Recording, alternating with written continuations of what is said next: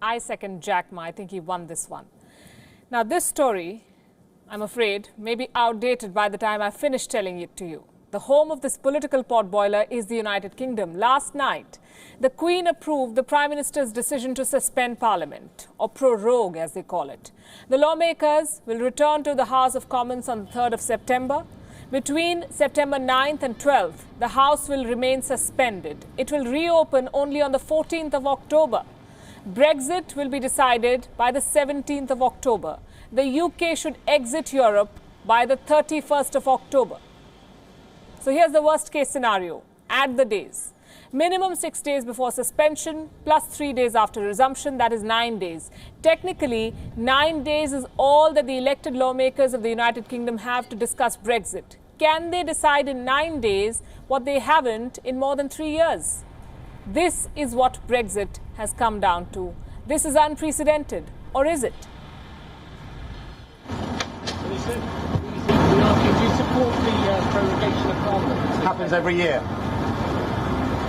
Suspending Parliament is not acceptable. It's not on. What the Prime Minister is doing is a sort of smash and grab on our democracy in order to force through a no-deal exit from the European Union. Johnson, our Prime Minister, Boris Johnson, needs to be held to account by Parliament. All he's doing is running away from Parliament. If MPs don't come together next week to stop Boris Johnson in his tracks, then I think today will go down in history as the day UK democracy died.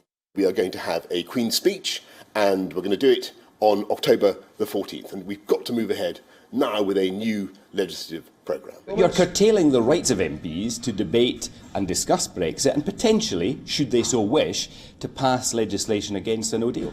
No, I don't think that's accurate. That there will be plenty of time to debate Brexit, actually more time under this schedule, because you will have the days of debate on the Queen's speech, and then if a deal is done at the Council on the 16th and 17th of October, you will have to have the legislation for that. So there's going to be plenty of time to debate, vote on and even legislate about our leaving the European Union. That last person who believes 10 odd days are going to be enough to debate Brexit is the Speaker of the House of Commons. Clearly, the lawmakers do not understand what the people in the United Kingdom want. Protests have erupted all over the UK. Take a look at these images. Stop that coup! Stop that coup! Stop that coup! Stop that coup! Stop that coup! Stop that coup! Stop that coup! Stop that coup! Stop that coup! Stop that coup! Stop that coup! Stop that coup! Stop that coup! Well, we're here to fight for our democracy. I believe that whether you're pro-Brexit or, anti-Brexit, we need to fight for what's ours, and we really, democracy is so important. A public petition against the suspension of Parliament has already crossed 1 million signatures, and this is in less than 24 hours.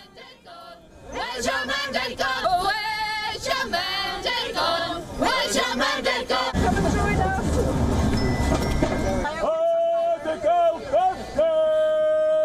Where's your mandate gone? Where's your mandate gone? Where's your mandate? We have to say they're very creative. So what next? That's a question that you don't ask British politicians, but we'll try.